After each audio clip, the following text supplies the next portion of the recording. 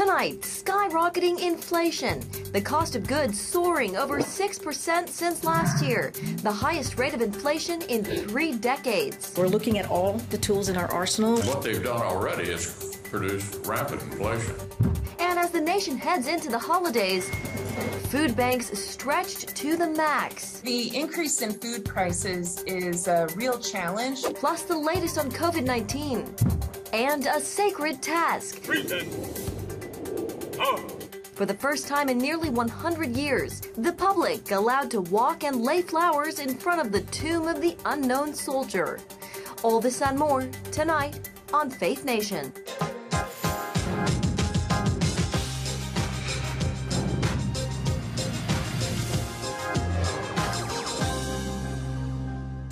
Inflation hitting a new 30-year high. Good evening, I'm Jenna Browder. I'm John Jessup. Welcome to Faith Nation. It's the biggest inflationary surge since 1990. The numbers even worse than expected. U.S. consumer prices are up more than 6% from this time last year, and it's hitting consumers hard. CBN News senior Washington correspondent Tara Mergener joins us with tonight's top story. Tara? Well, John and Jenna, that's right. Consumer prices are rising at the fastest pace in 3 decades, up 0.9% just in the last month, and families everywhere are feeling the strain. I'm come here because I need food for my family.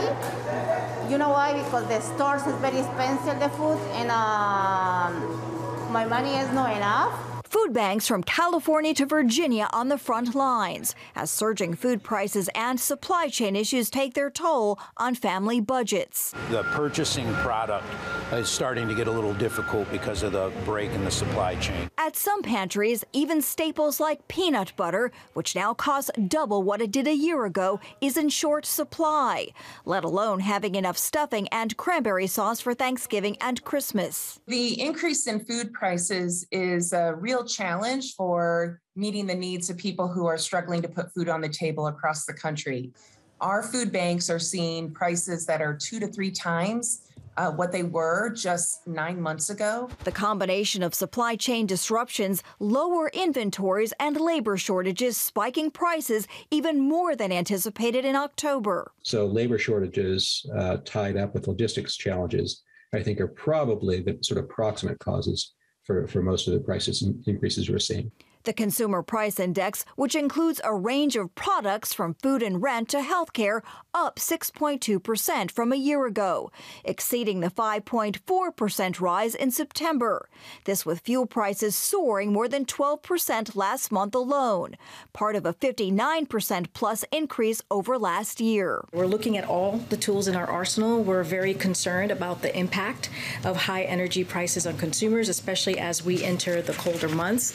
And so we're continuing, like I said, to monitor the situation. Wages are also up 4.9% on a year-to-year basis, but economists say Americans simply cannot get as much for their money as they did 1 year ago on just about everything. Now, the Fed insists this kind of inflation is temporary. They do admit that it's higher than expected and could last well into next year, John and Jenna, even beyond. All right, Tara, thank you very much. Well, there is a bright spot in the economy tonight. Jobless claims dropping to another pandemic low. This week's report signaling the job market at least healing after last year's recession brought on by the pandemic. Jobless claims falling to a new pandemic low last week to 267,000. That's down about 4,000 from the previous week. The 4-week average of claims dropping by over 7,000 to 278,000. Also a pandemic low. Well, it all comes as the president takes a victory lap on the bipartisan infrastructure bill. But the administration is also grappling with worsening bottlenecks in the supply chain. CBN's Abigail Robertson is tracking this part of the story with a look at how the administration is addressing backups at America's ports. Abigail. President Biden is in Baltimore today touting new investments in ports that will help ease some of the supply chain issues. The administration also says they've been working with ports on the east and west coast to move goods 24/7 to speed up deliveries. And this week, the White House announced plans to fast-track the first round of grants for ports from the recently passed infrastructure bill. The bipartisan infrastructure deal includes a total of $17 billion to improve infrastructure at coastal ports, inland ports and waterways, and land ports of entry along the border. This is the single largest federal investment in our ports in U.S. history. And these investments will improve the efficiency, sustainability, and resiliency of these hubs of commerce. The bill, however, has not yet been signed into law, since President Biden is waiting until Congress is back in session to hold the signing ceremony. And the president hopes to soon unite Democrats around the $1.75 trillion Build Back Better plan, which could pass the House as early as next week, but still needs the support of all 50 Senate Democrats, including Senators Joe Manchin and Kyrsten Sinema. John, Jenna. All right, CBN's Abigail Robertson. Thank you, Abby. Here with us now is Mark Hamrick, Senior Economic Analyst and Washington Bureau Chief at Bankrate. Mark, always great to see you. A Wall Street Journal opinion piece is making the case that the president's economic agenda wasn't designed for these kind of shortages and inflation. Mark, if Congress passes his $1.75 trillion Build Back Better bill, will that make matters worse? Yeah, good question, John. Good to see you both. It's a well thought out piece in the Journal. I think, first of all, it is correct in the sense that coming into his term, the president was dealing with the sharpest, shortest recession in history when we lost 22 million jobs in 2 months. And the question of essentially replenishing demand has been dealt with. The problem right now is supply of everything that consumers and businesses want, and the supply of workers that businesses need and are attempting to attract. So, I think the piece about the infrastructure spend is probably a bit overblown in the sense of that's been long needed. We're going to spend about 1% of GDP every year over 5 years. And the reality is, while all sides want to sort of blame the other for this issue, the reality is that it's a unique creation of the pandemic. It's a recent Gallup poll quizzed Americans about the #1 problem in America right now. Inflation was cited by 5%. That was up 4 points from the previous month, and that may worsen as we go into this holiday shopping season. Yeah. We did see the economy was a #1 issue for a lot of voters in that Virginia race. Mark, let's talk about the president's plans to fast-track $17 billion for ports. How much is this really going to help consumers today? It seems like a long-term solution, but not necessarily a fix for the pain consumers are feeling right now. No, I don't think it's going to address the problem in the short term, but to the issue of infrastructure overall, we get back to the problem that we've underinvested, and now we do have a problem that is costing consumers and businesses dearly. So I think it would be wrong to say that this is going to address the problem overnight. The reality is that we have to have a realignment of supply and demand, and I think that will happen, let's say, over the next couple of quarters, but it will take that time. And in the meantime, it's going to cost consumers dearly. Speaking of realignment, when it comes to the jobs picture, jobless claims did fall again last week, down to 267,000. Mark, at least one bright spot for this administration, no? No, absolutely. And, I think that, some of the issues that have long persisted in America, predating this administration, predating the last one, are going to persist for some time to come, whether it's wealth and income inequality, which, by the way, is exacerbated by the pandemic and, ironically, now by inflation. But it is something to celebrate that we have the official unemployment rate below 5%. It's also a quandary for the Federal Reserve, which has prioritized improvement in the job market, but inflation affects everyone, not just those who are unemployed. Mark, the national average of gas price was $3.42 today. 1 year ago, it was $2.11. Rice University predicts that an average household in America will spend $1,000 more on gas this year than last year. To consumers at home who are living paycheck to paycheck and who are really feeling this, what do you tell them? I tell them that this won't last forever. We're not going to have a 50% rise of fuel prices this time next year. So these things will begin to even out. The reality is that suppliers are trying to hold back because they're trying to build their cash balances, having really suffered during the pandemic. Remember, that's the reason why we had fuel prices crash, because there's very little demand. Now that we're reopening, that demand is back. And to your initial part of the question there, Jenna, I realize it may be too late for many households. And by the way, the savings rate is still pretty good in America right now. That's why we at Bankrate implore people to try to save for emergencies, whether it's a pandemic, whether it's a sharp increase in prices or a natural disaster. Right. Those are things that do hit us from time to time. And the only way to prepare is to try to save for emergencies. All right, Mark Hamrick with Bankrate. We will leave it there. Good to see you. Thank you. Thank you. Thanks, Mark.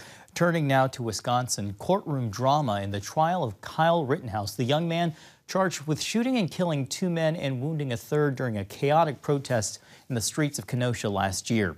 Rarely do defendants in a murder trial take the stand, but today the 18-year-old broke down while answering questions from his defense team, describing the moment he shot and killed Joseph Rosenbaum on August 25th. There were 3 people right there.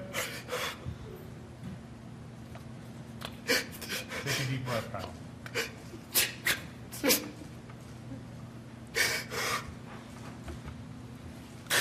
That's what I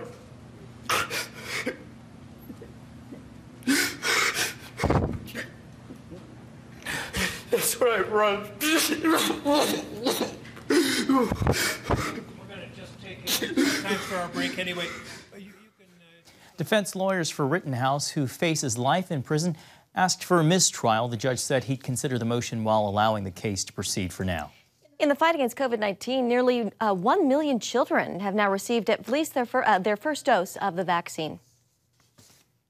While children remain more resilient than adults to this virus, they still remain at risk. And with the help of vaccines, we can prevent COVID-19 and many other diseases that were once fatal.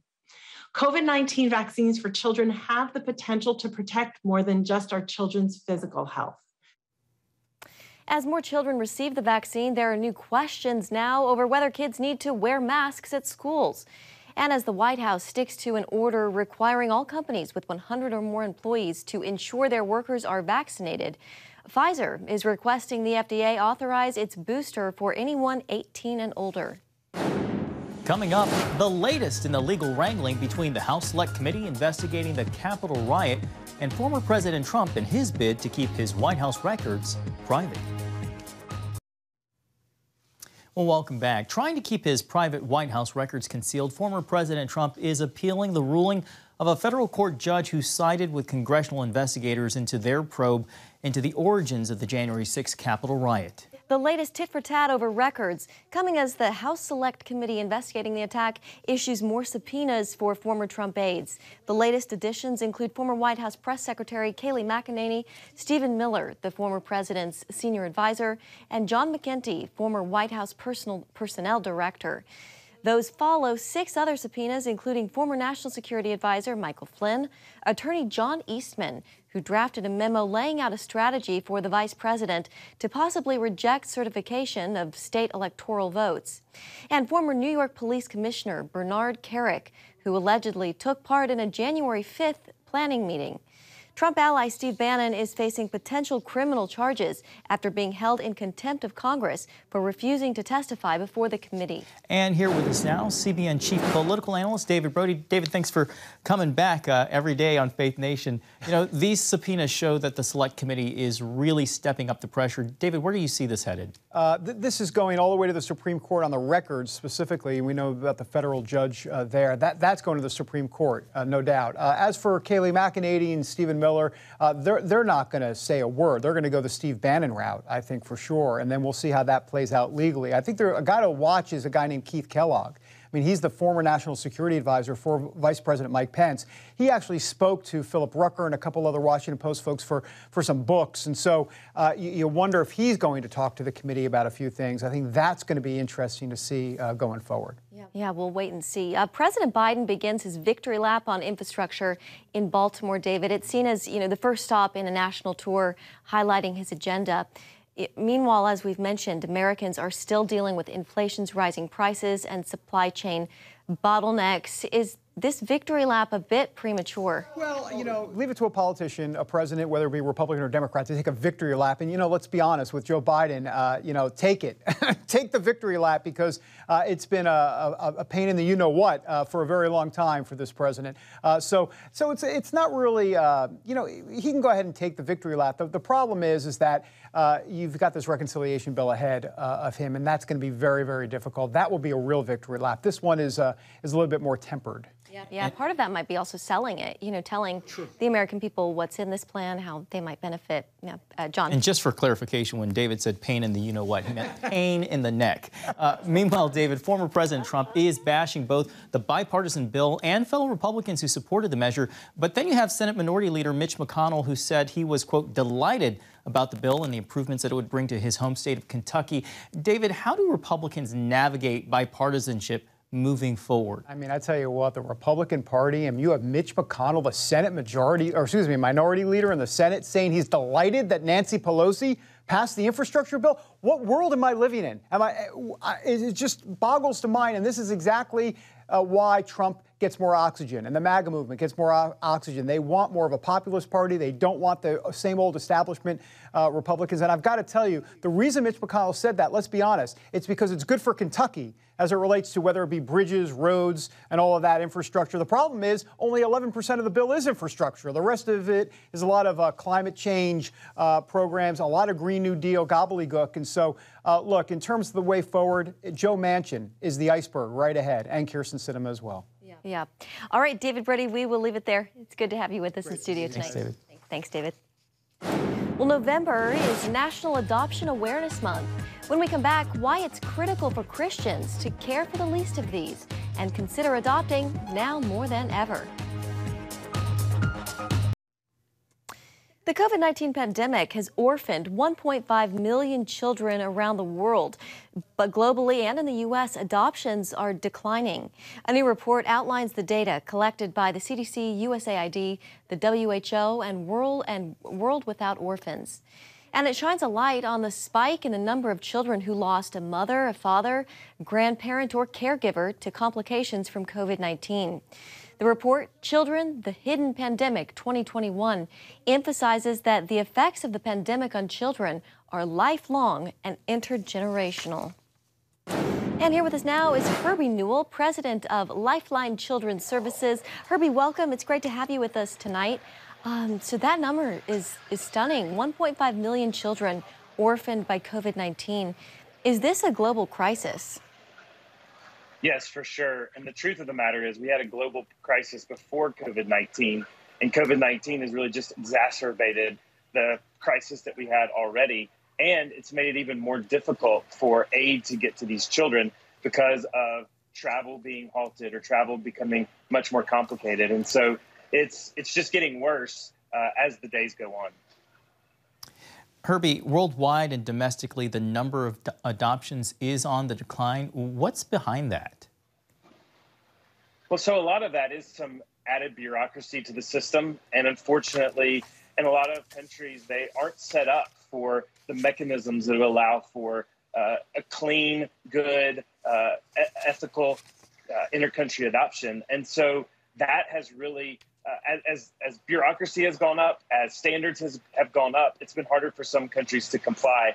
The other thing is we just aren't being as diplomatic about helping other nations, especially with their orphan crisis and with adoption. And so as our diplomacy has decreased, those numbers have decreased. The good news for some countries is they are doing better on domestic alternatives. That's not every country, but some countries are doing better on domestic alternatives. And then I think really the last reason I would say is a lot of Americans have turned their attention to the foster care crisis. And we certainly have a foster care crisis that we need to have attention to, but not in neglect of what's happening worldwide. Yeah. You know, Christians have a God-given mandate to care for the least of these. What does that mean for Christian families looking to adopt? Yeah, well, I think for sure we look through God's word in the Old Testament and the New Testament, and we see very clearly that the Lord tells believers, God's people, his chosen people in the Old Testament, believers under the New Covenant in the New Testament, that we are to go and care for orphans and vulnerable children in their distress. Now, that doesn't mean that everyone's called to adopt or foster, but what it does mean is that every Christian needs to consider in their hearts before the Lord if they might be someone that could adopt or foster. Even this week, I was with a man, and they were empty nesters, and they decided to adopt a little boy. And so he said, I'm 62 years old, and I'm throwing a football back in my front yard. So I think no matter our life stage or where we are, we need to put a blank check before the Lord and say, how would you help me? Or how would you have me help orphan and vulnerable children, and to be a part of showing the gospel to those who are the most vulnerable? I love that. If Abraham and Sarah and Zechariah and Elizabeth could do it at their old ages, then why not a 62-year-old? Real quickly here, as we commemorate November being National Adoption Awareness Month, Herbie, why is the adoption of children in foster care especially critical? Yeah, well, I think especially when you marry the two things that are happening, especially this year, we had the Texas heartbeat bill that was tried on November 1st before the Supreme Court, and on December 1st, we'll have the Dobbs bill go before the Supreme Court. And as believers, we obviously are fighting for the sanctity of life and the reversal of Roe versus Wade. But when we look at the foster care crisis in America, what we have to believe is those children are there because their parents chose life. And so as the church that believes so wholeheartedly in caring for those that are born and those that are in the womb, we must reach out to those kids in foster care because they are lives that have been born. They are lives that were given a chance. And as God's people, we need to wrap around them and give them every opportunity that we possibly can. Yeah. All right, Kirby Newell with Lifeline Children's Services. I think we caught you in the airport, but it's great to see you. Thank you. Absolutely. I appreciate it. Coming up, a once-in-a-lifetime experience ends today at one of America's most hallowed grounds. We take you there next.